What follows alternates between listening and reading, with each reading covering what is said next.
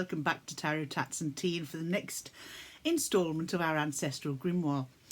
The Ancestral Grimoire this month has, working on the Ancestral Grimoire this month has been really interesting, because as you know, I'm working on mine through seasons, and so I have now come to the end of the winter season, and that is simply because I started this back in December when our winter was starting, and so I worked January and February, sort of over December and January, and my final winter one will be at the beginning of next winter, this next December coming up. So that will be my 3 months in the winter spent. I will be starting spring at the end of this month, beginning of March. So what has the Ancestral Grimoire project held for us this month? It's actually been very, very interesting, and there have been a number of activities to do and a lot of practical activities that, albeit I'm doing the practical activities for February, I'm still carrying on because aspects of my life that go throughout the year still have links to activities within the Ancestral Grimoire, whether it's working in the garden, whether it's planting seeds, trees and herbs, whether it's making and baking, whether it's doing our daily card pulls, which are things that would be in the majority of our lives anyway, but we're doing it with more of a purpose, with it being part of the Ancestral Grimoire. So for this section, we need, the tools we need are the tarot, we need a postcard. I actually did a different activity, one of my own making at that section, and I will explain why. We made a manifestation log, a manifestation jar and charm casting. Now what I will be doing in this video, you will see that I will insert where I have recorded myself carrying out those different tasks. I might not have one for every one of them, but where I've carried out those particular tasks earlier on in the month, I recorded some of them, and I'll pop them in this video for you to see. So let's have a look in the log, in the Ancestral Grimoire, as to where we are. So let's have a look, just bear with me. Right, that's in here. So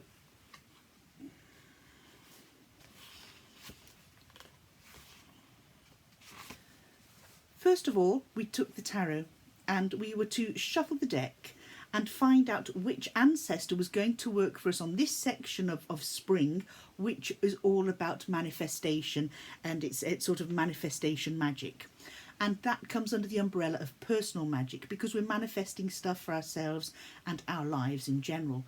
So it was a case, first of all, shuffling the cards, and then when you were happy with that, drawing from the top of the deck down, drawing until you came to your first court card. So I came to the Knight of Swords, and then that was the ancestor that was coming for me, that had the sort of archetypes, the characteristics of the Knight of Swords. But we also had to use the supplementary cards. You recall those, the cards that we created ourselves, and find out whether the person was male or female and what sort of century they were from. Mine came out as male, from a past life as opposed to a century. It sort of worked out more of a past life person. Then you had to draw down till you reached a major arcana, and this was for the ancestors' manifesting ability. So I drew the Justice card. Now, when I pulled out the Justice card, a second card came out with it, and would you believe it, it was the Judgment card. So I had the two, so I didn't want to put one back. I felt that other one came out for a reason. So I had both the Justice and Judgment card that had the ability, that gave an outline of the manifesting abilities of the Knight of Swords ancestor that was coming through to work with me. And for me, that represented balance, balance, good moral fibre, fair play, clarity, making wise judgments, and also with Libra, it was the element of air. Justice is Libra, air, again representing balance, and then we had the fiery planet of Pluto, fire, Pluto and new life. So it's all about change, but change through the sort of, I would say, a fair and strong moral compass. Pretty much law abiding as well, even if rather outspoken. Then we had to draw from the deck again for a minor arcana, which specifies how the ancestor is able to manifest. And on this occasion, you could draw as many as you needed for clarification. I drew my first one, and it was the Nine of Cups. I didn't feel I needed to draw any more because that sort of wish granted, protecting what's that person's, and it, not just their it's protecting their emotions, protecting those of your family and friends. And I just felt that this sort of fitted under that umbrella of with the Justice and the Judgment card. Also within this month we had the Sabbath of Imbolc, and so at the end of this we also had that reading to add to this, and it gave us a little bit more to go on, and a little bit more guidance. So we then had to look at what did we want to manifest. So that section I will keep private. I did write down here in my journal what it is I wanted to manifest. And for that, we brought out our pendulum and our pendulum board. The pendulum board I used for this one was the one that my daughter bought me for Christmas, which was this one here. It's a little less busy looking than the one I have, and it's very clear in its answers. So I used that along with this pendulum, which is the one that has accompanied me through my ancestral journey from the Ancestral Tarot to the Ancestral Grimoire, and will keep on accompanying me, because I don't feel that, albeit we're working through the books, we don't just dump the ancestors afterwards. We're always going to have that liaison with them and that desire to keep in touch.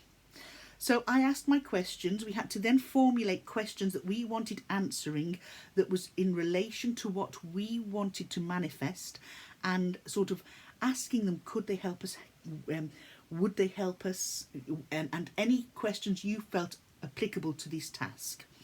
I did that, and again they were very positive answers. As we worked our way through this, we then came to the manifestation spread. Now, the manifestation spread was a spread of 7 cards. You could use either tarot or oracle. Being me, I decided to have a bash at both. And I felt that, again, it was a reading that was actually very spot on. And the oracle cards that I drew were absolutely underpinning of the tarot reading, which was quite amazing. I'll pop that in here so that you can have a look at it. Because we're looking at manifestation, we had to also create a manifestation log. So what exactly is a manifestation log? That is a recording of everything that you put out there and everything that comes in. So for instance, I happened to be in the right place at the right time to help an elderly lady, and it was absolutely the smallest of thing of help. But the following week, she arrived in with a box of chocolates to thank me.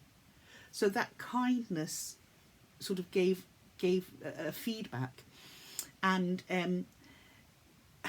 you know, I've planted trees that are starting to blossom and to bear fruit. Here's one. I put my scarf out over Imbolc and for Saint Bridget, or the goddess Bridget, to fill with her healing energies, and I tied it around 2 of my fruit trees, my Bramley apple and my cherry tree, in the hope that that scarf also absorbed all the healing abilities and energies of the trees that I've planted. And wore that. I'd had blood tests, so I was a little bit concerned about the results, although some of them are a little bit off kilter. One that I was concerned about was, and that had previously been a bit dodgy, was actually grand. So I just felt that that was a little bit of what I've put out there, is asking for help and receiving help, albeit there are still some aspects that need dealing with. There is some that I was a bit concerned about that have rectified themselves. Of course, money spent, putting money out there, bringing in what I've bought, such as my citrus trees. I have a kumquat, a limequat and a lemon tree, all of which had fruit on them when I purchased them. So I've harvested those that needed harvesting for the weighing the branches down. And already there are new blossoms and small new fruits developing, which I am absolutely blown away by. So that's sort of looking at manifesting, and it's almost like the wheel of life, or receiving back what you put out there. So you keep that log. So I've kept a bit of a log in here for this particular time, but I'm also keeping a log in my notebook that I take my rough notes down before I transfer them into what is my Ancestral Grimoire.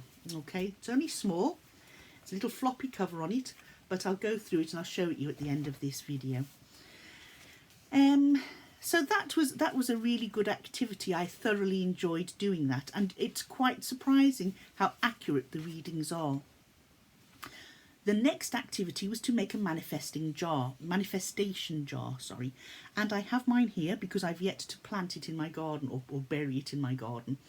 This is my jar. It's an old spice jar, okay, and inside this I have put coins, a feather, cinnamon, wood, basil, both fresh and, well, it won't be fresh now, but both fresh and dried, some soil, some flowers, and some glass, and sort of little semi-precious stones, just to attract a little bit more of an income, because that's where I need a little bit more of help with. So what I'm going to do with my manifestation jar, I've dripped it in wax, I've tied string around it, I've sealed it both with wax here and here and here, where I've put my little wax seal on it, and that is going to be put in my garden. In fact, I might do that this evening, so hopefully then that manifestation magic will work. With this section we also picked out charms and did some charm casting. Now again, you can do two readings with the charms. You can either read them using your charm casting board, if you have one, which is on my Rory Story Cubes this side and my charm casting this side. And I picked out 3 charms and closed my eyes, let them drop onto the board, and read where they landed. I also did the tarot card one, where I had drawn out the 3 cards, cast the charms over it, and saw how I read the cards, how they fitted with the charms that had been cast onto them at that time. And again, lovely comforting readings. And even 4 times of worry, even if you look at what could be deemed as a negative aspect, it was negative for a reason, because that is an area of my life that needed highlighting, that this is where you might be going wrong, or this is what you need to change in order to manifest. Alignment is key was the next part of this chapter, and that's making sure everything is in alignment, that you're working sort of, it's not all higgledy-piggledy, okay? And for this one, there was a reading, it's a 5-card draw, just in a straight line. What is my energy around this goal? What about my goal do I need to align with? What doubts do I need to confront? What magical powers do I need to embrace? And how can this ancestor help me? And I actually drew from that one the Emperor, which surprised me, because it's sort of saying, you know, it's got that father-like figure and advice. Listen. You need to listen to this advice, because you're just going gung-ho and that, Elaine, is not going to work, you know. So that was really quite eye-opening. I did the same reading, the same question, using 5 oracle cards, because doing this I like to try them both out. And I used the oracle cards I used were the Moon Monarch. Oh no, sorry, the Sacred. Oops, the Sacred Forest Oracle, which was that one there.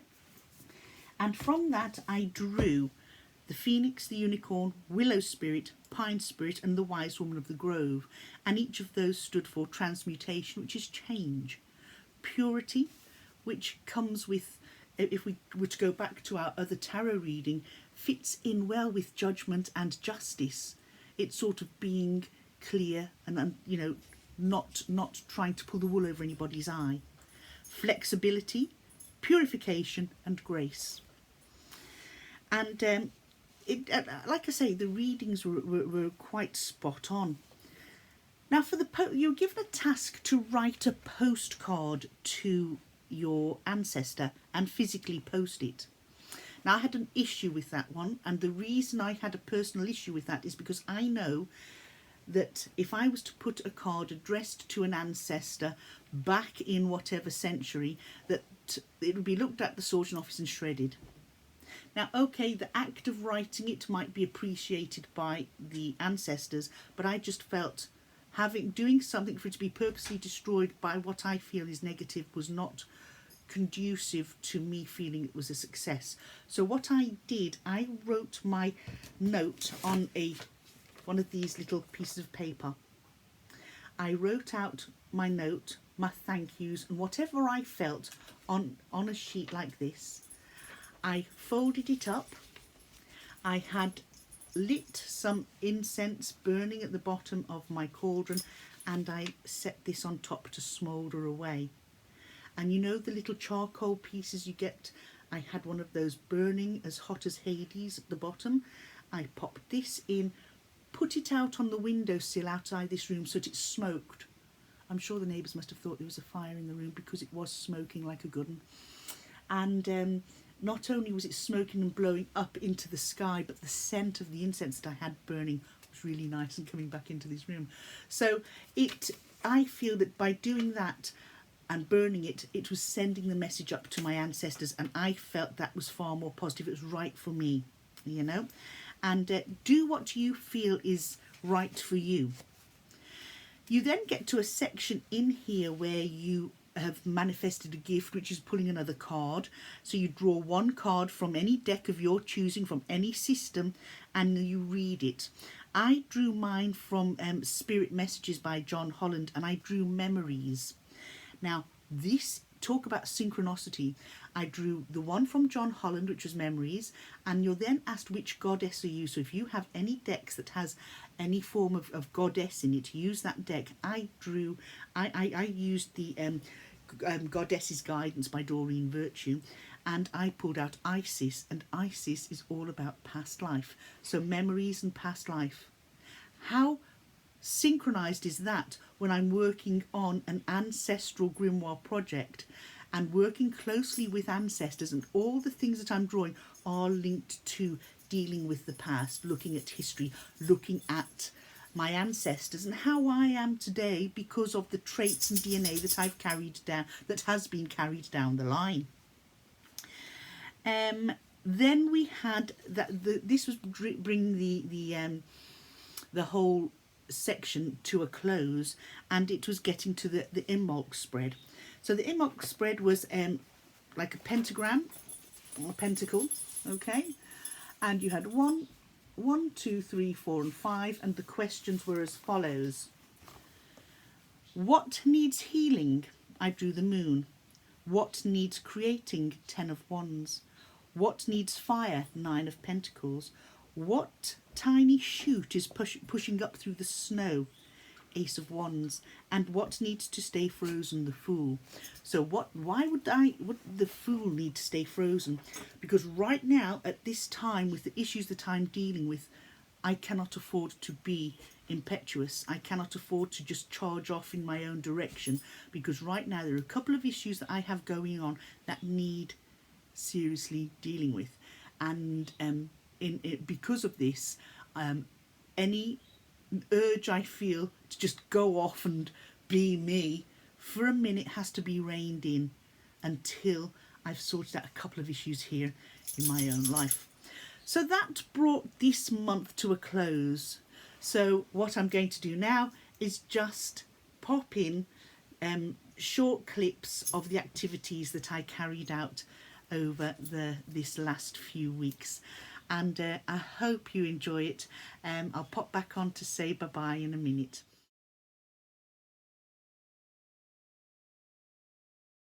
Okay, we're now going to look at the manifestation spread, which is a spread that's advised to carry out this month, working on manifestations.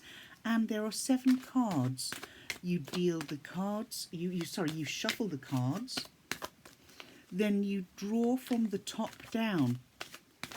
The questions are as follows. What does my ancestor feel about my goal? What belief do I have about manifesting that might need healing? What part of my manifestation plans need more energy? What needs my trust?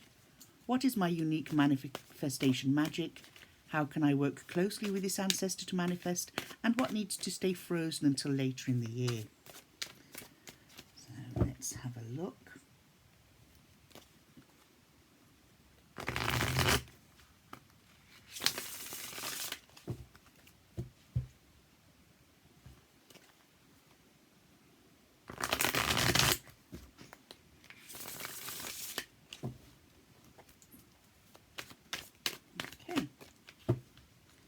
So we're going to draw from the top of the deck down. 1, 2. Let's just move them slightly off my mat. 3, 4, 5, 6, and 7. So it's like a pyramid. So number 1, what does my ancestor feel about my goal? The Empress. Well, my goal is something that will be minding both myself and all my family. So the fact that my ancestor feels that the Empress is the card that's suitable, that is the message about my goal, it's that I'm being supported, I'm being encouraged, and they agree with what I'm doing, that everything that comes from this manifestation will be for my good and the higher good of all that are in my family circle. And I just feel that the Empress card there is one of fruition, one of growth, and one that has the potential to be hugely successful. So what belief do I have to manifest? What belief do I have about manifesting that might need healing? The 8 of Pentacles. That, you know, it will take work. That manifestation doesn't just fall in your lap. That it does take a lot of work. But is that my belief, or is that what needs healing? Does the fact that I feel that I have to work and work and work at this and change my thought processes, change my response and reactions to things, or does it mean just sit back and let it happen? Maybe I'm focusing too much on how can I, I need to leave in the hands of the, you know, the hands of the universe, that this will happen because we've got the help, that it's not all down to overwork and stressing, that by working together with my ancestor, this manifestation will come true. I just need to believe that. What part of my manifestation plan needs more energy? 9 of Cups. And isn't that amazing? Because 9 of Cups is the energy that my ancestor uses in order to manifest, and that's all about protecting what's mine. So I need to be more protective of my, you know, what's going on here. I need to be working hand in glove with my ancestor, who's giving me some fond, absolutely fantastic and advice, and has a fondness for helping. All these cards are extremely caring, and you can actually feel a love oozing out of them. What needs my trust? The way I look at things, trust in the way I look at things, that I'm not always wrong, you know, that really there's a lot of times that the way I view things, albeit from a different angle than what would be deemed as the norm, that it's not wrong. It's stepping back, looking at what's going on, working together, looking at this working with an ancestor, that it's not all pie in the sky, it's not all sort of in my head, that stepping back and looking at working with my ancestor, I need to trust. Step back, look at things and trust. What is my unique manifestation magic? 5 of Pentacles. Now, if this is my unique manifestation magic, 5 of Pentacles can sometimes be seen as a pretty grim card, because, you know, financially and health-wise, things have not been good for me for the majority of my adult life. But is that because I have overcome the majority of it and I have that fighting ability? So the fighting ability to do and create, to overcome, is my magic. Excuse me. And what I need to do is sit back. Let the rain fall on me. Let it wash away the negativity and let it boost the positivity out of all situations. No matter how negative a situation might feel, there's something positive to find in it. And that is my magic, to overcome difficult times. How can I work closely with this ancestor to manifest? How can I work closer? The Tower. Well, the Tower is all about clearing a new way, clearing a path, and not being afraid to clear that path. Again, trust. Look at what we've got going on here. And how can I work closely with this ancestor to manifest that when things don't feel like they're going good and these changes come about, trust my ancestor that I am on that path. I have just spoken to my ancestor using my pendulum, and I asked that ancestor to guide me down the path that's going to help me manifest what I am desiring. But it's not a desire, it's a necessity, a need, a one that I'm having difficulty in achieving. So please guide me down the path. And look what should come up here. What do I need to work closely with? Look at the path. Go down that path of change. Leave behind the negativity. Trust the fact that you have the strength to overcome the hurdles that life tends to throw at me. That this path I'm being led down will be the one that will ultimately manifest what I need. And I don't want to ask for the riches of the kingdom. I don't want to ask for more than I need, just what I need to help us with the situation. And it will need clearing of old habits and adopting new. What needs to stay frozen until later in the year? The Lovers.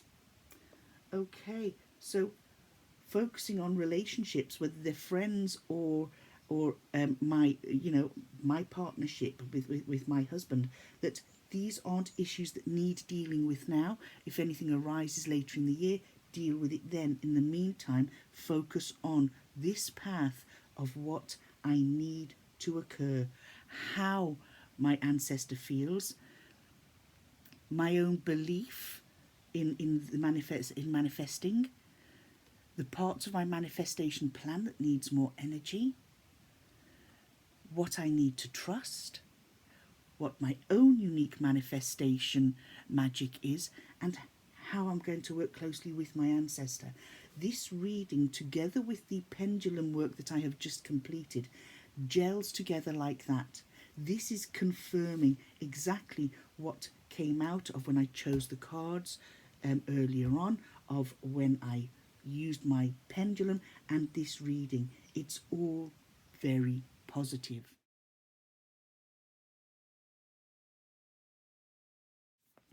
So we're going to draw 3 cards from this oracle deck. The oracle deck I'm using is the Sacred Forest oracle deck.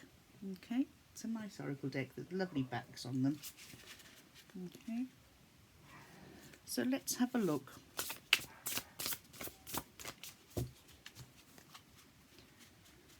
I'm going to take 1, 2 and 3. Those 3 were close together, but the 3 of them pulled out of the deck at the same time, so I took all 3. So let's have a look here. What is at the heart of what I want to manifest? Wisdom. Well, yes, it would be. So card 1 is wisdom. Where do I lack clarity? Playfulness. 2 is playfulness. And how can my ancestor help me to manifest? Stability.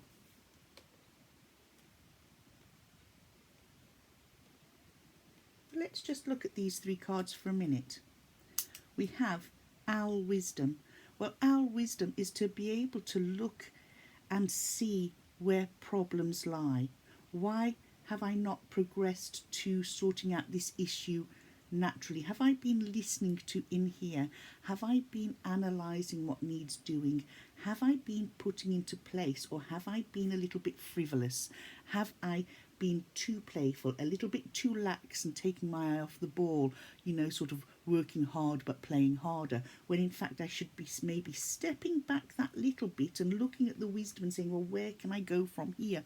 What can I do? And this brings us down to stability. So by working with the ancestor, and we go back and look at the traits that we had of that ancestor, looking at the earth spirit, and stability is absolutely bang on. Albeit it was the Knight of Air, that's and a go-getter, because we're sort of opposites. And then of course we had justice and judgment, and justice was the Libra sign, which is myself, and it's balance. So because we've got our go-getter ancestor, and myself being the sort of stability of being grounded, the two of them being opposites will work well together.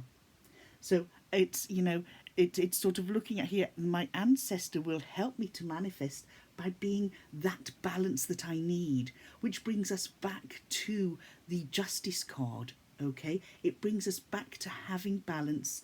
And within the Justice card, when we look at the Justice card, we've got the sword, which is representative of the ancestor I'm working with. We've got the scales, which is representative of myself being Libra, you know, and yet Libra is an air sign, swords is an air symbol, and yet it brings the sort of go-getter attitude with that sort of plodding along, you know, and doing what we can, making sure that no steps are missed. It's looking at what time we spend on the playfulness. Don't lose playfulness, because all work and no play makes Jack a dull boy, as we know. So we still need to have that level of playfulness, but use our wisdom. Know when it's time to play and time to work and time to sort of sit down and assess what's going on. So those 3 cards fit very, very well.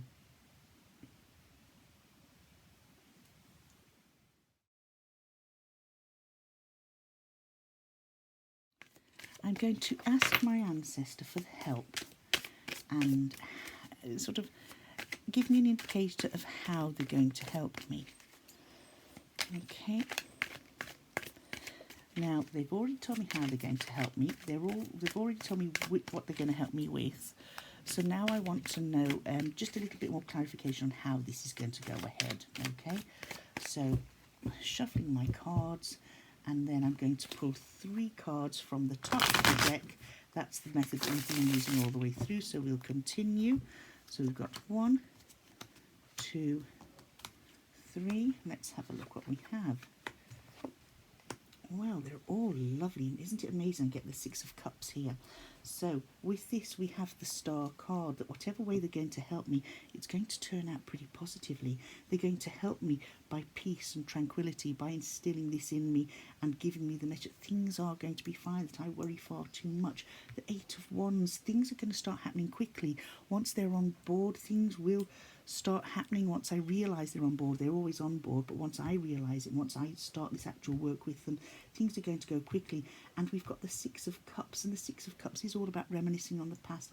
Look here, they're going to help me fill my cups. They're going to help me ensure that this beautiful tree that we have here, that my roots are going to ensure this still tight in the ground, and that we're going to be building on those roots and continue to build from generation to generation. So let's have a look what we've got here. Right. So this mirror hasn't landed on anything. So right now, sunshine after a cloud. That's very true. As I was saying to you, I tend to look at things very, very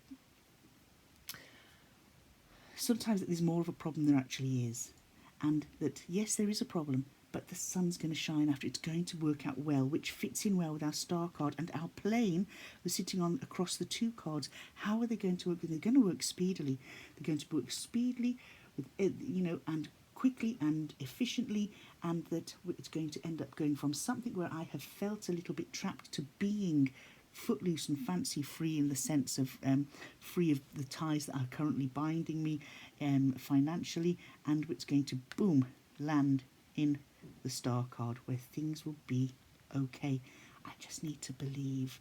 I just need to go on. So this is really hammering home the message that we have already had from the ancestors in the previous readings. See how they are all absolutely supporting each other and reaffirming what we've already been told. And it will become a case of where the ancestors will probably say, well, how many times and how many different ways can I explain to you? Things are going to be okay. You just need to listen, look around, you see the signs, listen to those messages that you are given.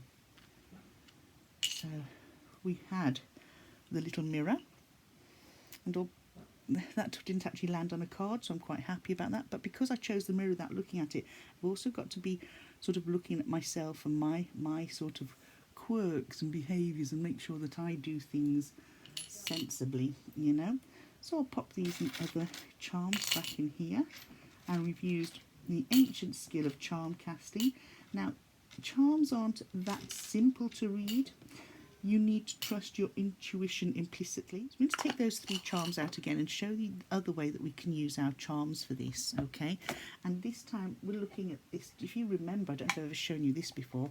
This is what I use for divination with story cubes. But on the reverse of this, we have the charm casting board. So I have my three charms here. Okay, we've got money, love, magic, family, work, past life, self, how to help, what advice, past times. I'm closing my eyes, I'm raising my hands not too high because I don't want to bounce all over the place, but let's see where they fall. Okay, now look at this. We've got the mirror in magic, we have got the sun with the cloud in the money and past lives. So we've got the past life ancestor helping us on the financial issue, and here we have the plane self and how to help. I have to be able to help myself and listen to the help and guidance of the ancestors.